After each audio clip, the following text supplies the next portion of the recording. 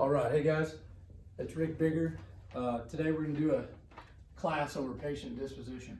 Okay, so for this class we're using the reference here. This is a PCR patient disposition guideline. This is on the O drive.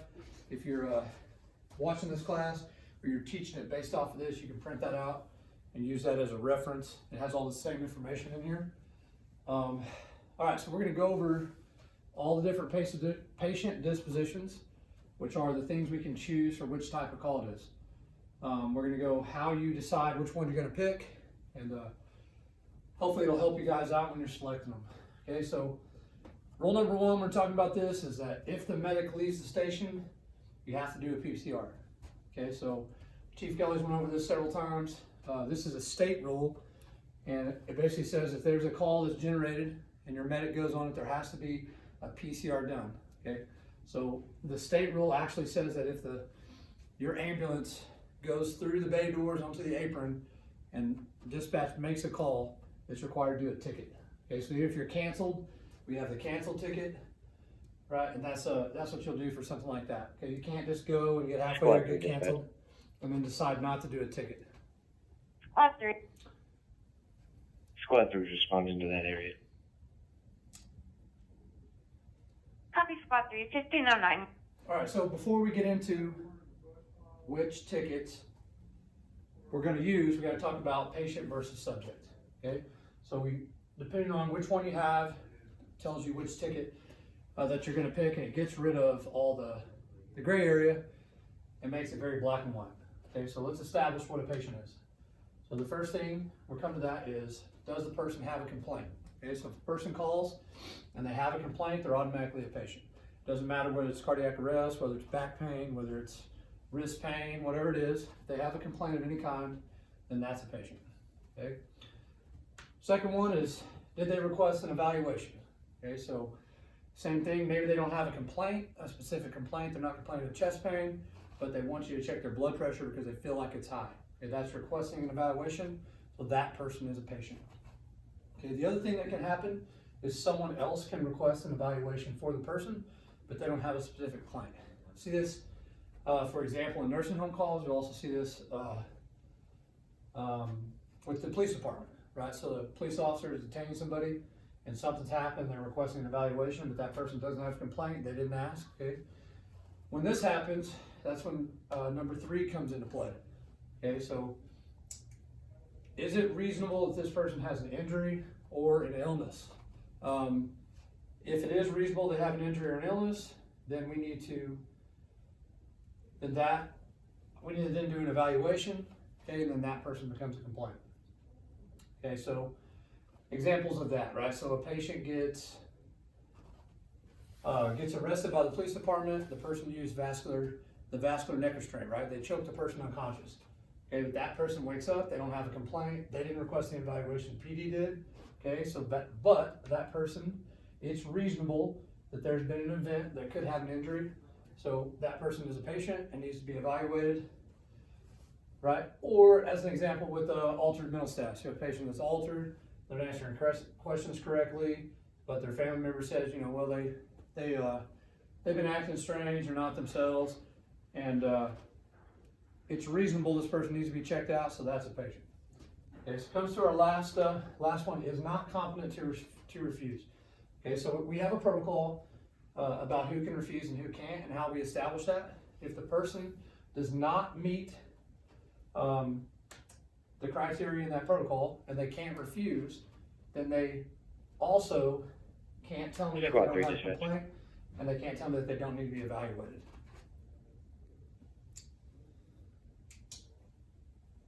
Go ahead. We're in the area, it's nothing showing yet.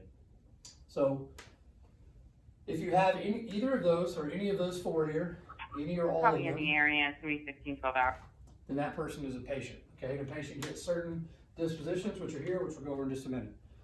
Okay, so who else do we have? We have subjects. So anybody who's not a patient is most likely going to be a subject. Okay, so a subject, we have the same standards here that we're looking for, but they're opposite. Okay, so to be a subject, you can't have a complaint. Okay, so if we have a car wreck as an example, person breaks their car and then they say, oh, my wrist hurts. Okay, that's a complaint. That person is a patient. And if we get there, they say, no, I'm fine, I don't need to be checked out, they're good, that's the subject, okay? So the next one, evaluation. So they can't request an evaluation. So if we get a call and they say, I want to check my blood pressure, or I go in this car wreck and they said, I just want to get checked out. That person is a patient because they requested an evaluation, okay? On our third one here, okay, just like this one, isn't it reasonable for a trained paramedic that there was no event to cause injury, or there's not reason to believe that there's an illness, okay? So if we have no complaint, they didn't request an evaluation, they were not involved in a significant event, or there's no reason to think that they have an illness, then that person can be a subject. And our last one is that they have to be competent, okay, so just like this. They have to be able to be alert, be oriented, and be able to be competent to refuse. If they are competent to refuse, and they're also competent to tell me they don't have complaints, they don't need to be evaluated, and their person is a subject, okay? So there's the black and white between the two. Okay, it's really straightforward. They have these, they're a patient, they have these, they're a subject, right? So that leads us over here to the actual dispositions. Okay, so for patients, we have 5 different things that we can select. Okay, so your first one is what we're going to do 90% of the time, which is treated and transported. Okay, so the key word here is transport. Okay, so if you just remember that, if the person gets transported, it doesn't matter whether it's a medical transport, whether it's a trauma call, whether it's a interfacility transport. If that patient is transported, then we're going to use that disposition every time. Okay, so interfacility transports, they're treated and transported just like a regular 911 call. The next thing to remember is this 2 right here, okay? So every patient that's transported requires 2 sets of vitals and 2 assessments, okay? So when I first initially get there, I'm gonna take a set of vital signs and I'm gonna do an assessment. And then before I drop the patient off at the hospital, I'm gonna do my second set of vitals, my second assessment, at minimum, okay? So we're probably gonna do a lot more than that, but that's the bare minimum, okay? So what's next? Patients that don't get transported, right? We get there, these are our options, these other 4. So it depends on what happens, okay? So we get there and the patient refuses care, they refuse transport.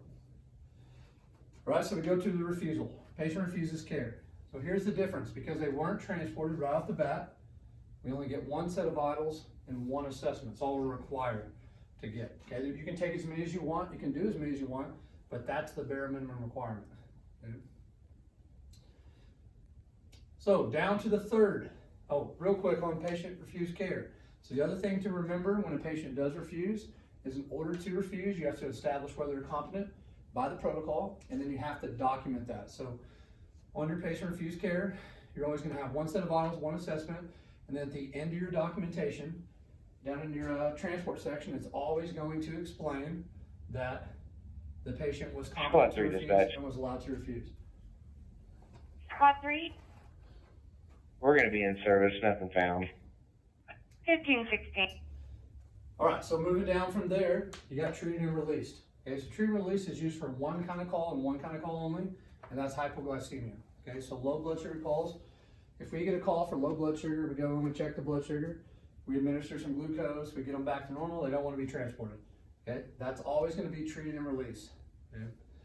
That's a data thing per the state and per our billing. It's something that that we differentiate between the 2 so that they get categorized correctly. So that's for hypoglycemia calls only. So for example, you go in a fall and you got a little old lady fell and hit her head, and I just clean her up and I put a 4x4 on her head, and then I release her. I treated and released her, but that is not what we use for this. Okay, that's just going to be a standard refusal. The only time you're going to use treat and release is for hypoglycemia. So next, other times we don't transport. So DOAs, we got dead at scene, resuscitation attempted. For those calls, same thing. 1 set of vitals, 1 assessment is required. Okay, so you say, well, it's cardiac arrest, we're going to have vitals. We are going to have vitals. Our vital sign is going to be their heart rate. Okay, so we put our pads on, we get asystole, or we get PEA, right? And that's our first set of vitals. Then we do our assessment as we start our resuscitation attempt. Okay, so once we're done, we've worked our required time, we've done everything. The patient didn't come back, we call the hospital, and we go ahead and terminate. Okay. Once we're done with that call, that's gonna be a dead on scene resuscitation attempted. Okay? The next one, for somebody that we don't attempt to resuscitate, it's gonna be the same thing, except you're selecting no resuscitation attempted. So we get there, we check them out, we get our first set of vitals, which is their heart rate, their asystole. They've been down for a long time. We determine it's futile to attempt to bring them back. We do that determine that by our assessment, document what we find, and we meet all our mandatory minimums. Okay, so if you have a patient, you got treated and transport, because they're transported, they get 2 sets of vital signs. They get 2 assessments. Okay, then we have a patient refused care. It's 1 and 1. We also always document they were competent. Next, treat and release. That is a refusal, but specifically it's a refusal for hypoglycemia.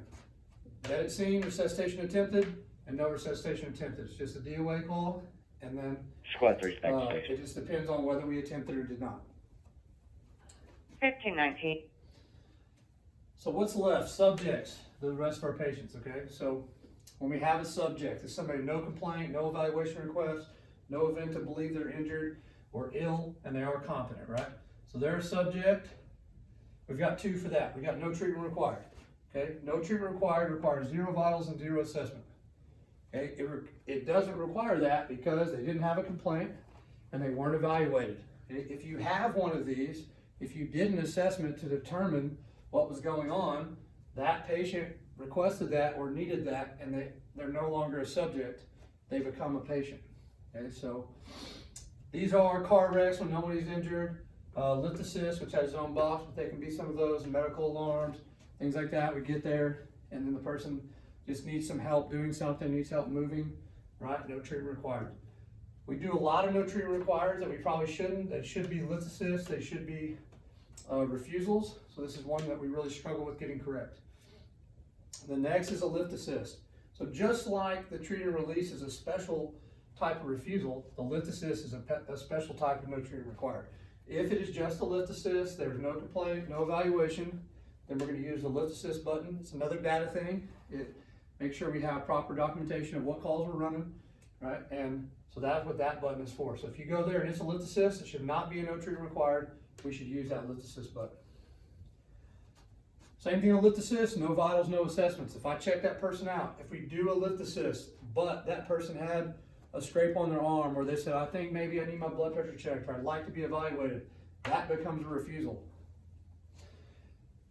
So other options, what's left out there? We have no patient found, and we have our canceled calls. Okay, so I'm gonna read off my sheet here, off my guide for the no patient found. It says, unable to locate the person who was called for.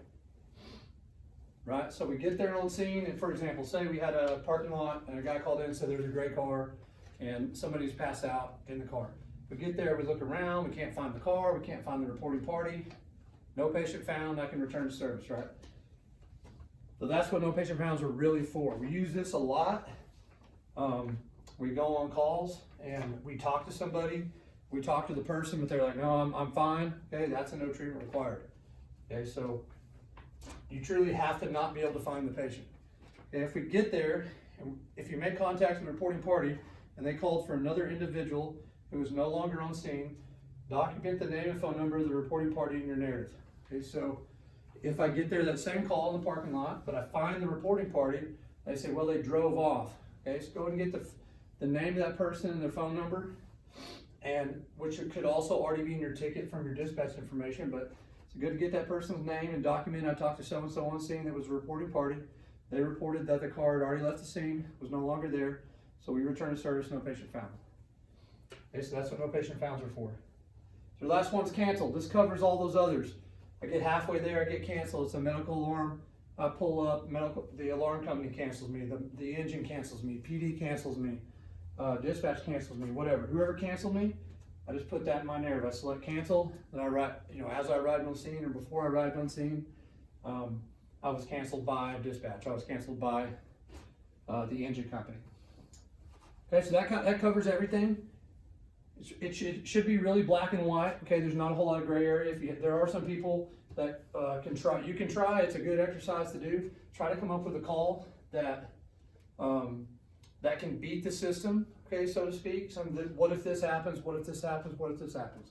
By using these criteria, And it makes it very black and white. It takes the gray area out of it, and pretty much 99.999% of the time, it tells you exactly what it's supposed to be. And then based on this, it tells you exactly what you're supposed to use. Okay, so hopefully this helps you guys, makes this more clear for you. As I said, on the O drive, you do have your guide, which has all this information broke down, start to finish. It tells you everything and breaks it down exactly how all it should be done, exactly how it should be put in the computer. Okay, so guys, if you're the people that are here in the class, this is a live class for them, so they can get their CEU credit for this by doing a 1085 and then turn it into your shift rep. Okay, if you're watching this class on either YouTube channel or through a link, okay, this is distributive education. So when you do your 1085, make sure that you put a half-hour training for patient disposition guideline review, and then when you fill your 1085, or excuse me, when that 1085 goes to the National Registry, it'll be checkbox distributive education. So on your 1085, you'll have a list. They'll say classroom. Was this a live class? This was not a live class for you. It was a video. Okay, so if you have any questions about any of the dispositions that we have, how to find the guide, or how to fill a 1085, if you watch this video, you can let me know and I can help you out. All right, so thanks for watching this class. I appreciate it. I'll see you guys later.